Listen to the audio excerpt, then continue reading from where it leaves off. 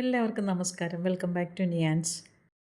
നമ്മുടെ ഒരു film star ഒരു ടി.വി. ഷോയിൽ വന്നിരുന്ന് അവരുടെ കോവിലകത്ത് വെക്കുന്ന മാമ്പഴ പുളിശ്ശേരിയുടെ റെസിപ്പി പറഞ്ഞിട്ടുണ്ടായിരുന്നു.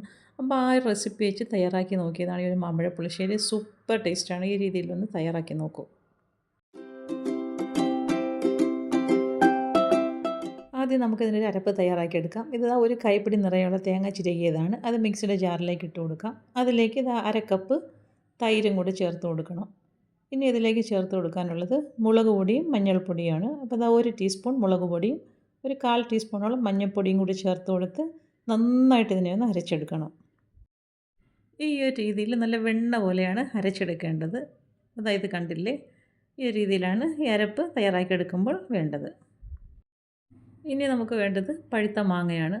അപ്പോൾ നമ്മൾ സാധാരണ മാമ്പഴ പുളിശ്ശേരി ഉണ്ടാക്കുന്നത് വളരെ ചെറിയ മാങ്ങ തൊലി കളഞ്ഞ് മുഴുവനായിട്ടിട്ടല്ലേ ഉണ്ടാക്കുന്നത്. എനിക്കിപ്പോൾ ആ മാങ്ങ കിട്ടാത്തതുകൊണ്ട് ഞാൻ ഈ സാധാ മാങ്ങയാണ് എടുത്തിരിക്കുന്നത്. തൊലി കളഞ്ഞ് വൃത്തിയാക്കി വെച്ചിരിക്കുകയാണ്. ഇനി ഇതിനെ ഒന്ന് കട്ട് ചെയ്തെടുക്കാം.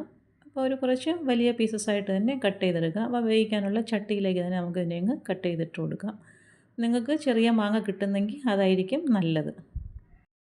കുറച്ച് വലിയ പീസസായിട്ട് കട്ട് ചെയ്തിട്ട് കൊടുക്കാം. അപ്പോൾ ഒരുപാട് പഴുക്കാത്ത മാങ്ങയാണെന്നുണ്ടെങ്കിൽ നമുക്ക് പീസസൊക്കെ കിട്ടും. ഇതിപ്പോൾ നന്നായിട്ട് പഴുത്ത മാങ്ങയായിരുന്നു. കുറച്ചങ്ങ് ഉടഞ്ഞ് ചേർന്നിട്ടുണ്ടായിരുന്നു. അപ്പം ഈ ഒരു രീതിയിൽ ആ 2 മാങ്ങ നമുക്ക് കട്ട് ചെയ്ത് ചട്ടിയിലേക്കാക്കി കൊടുക്കാം.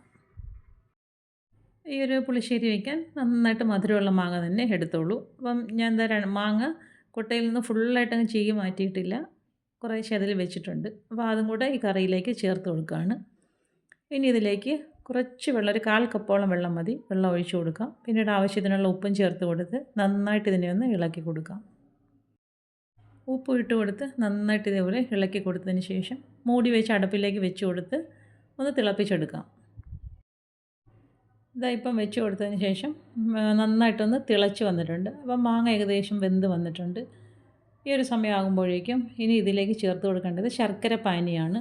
ഒരു 1/4 കപ്പോളം ശർക്കര പാനി ഇതിലേക്ക് ചേർത്ത് കൊടുക്കാം.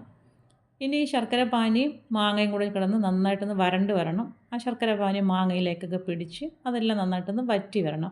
ഇനി നമുക്ക് മൂടി വെച്ച് കൊടുക്കണ്ട. മൂടി വെച്ചാൽ മാങ്ങ ഒരുപാട് വെന്ത് പോകും. അപ്പോൾ തുറന്നിട്ടിട്ട് തന്നെ ഈ ഒരു രീതിയിൽ ഇതിനെ വറ്റിച്ചെടുക്കാം.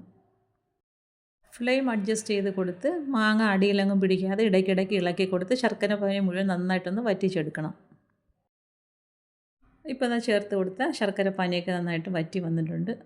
ഈ സമയത്ത് ഇതിലേക്ക് 1 ടീസ്പൂൺ നെയ്യ് ചേർത്ത് കൊടുക്കണം. നെയ്യും ചേർത്ത് കൊടുത്ത് നന്നായിട്ട് ഇതിനെ ഒന്ന് ഇളക്കി കൊടുക്കാം.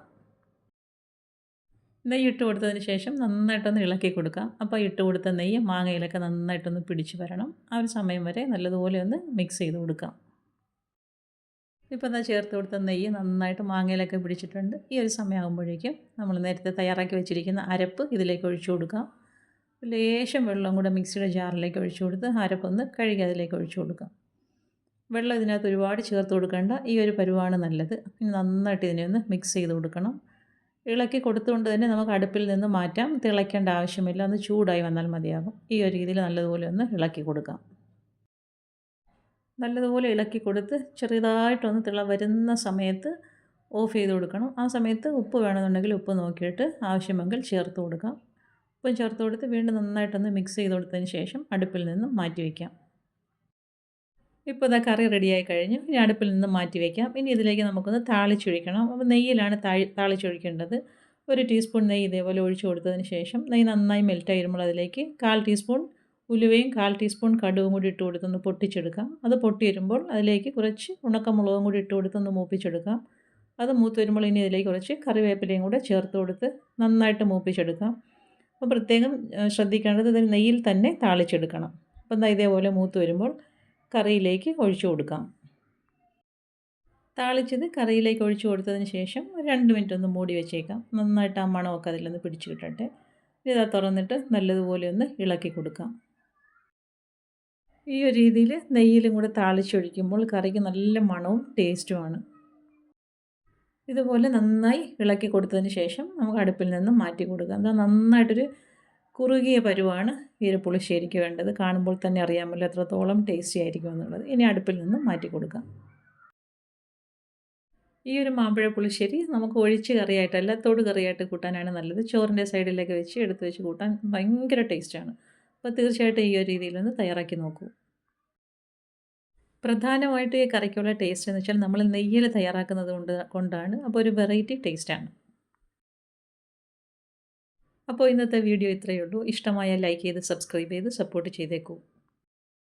വീണ്ടും അടുത്ത വീഡിയോയിൽ കാണുന്നത് വരെ bye from Niyans. Thanks for watching.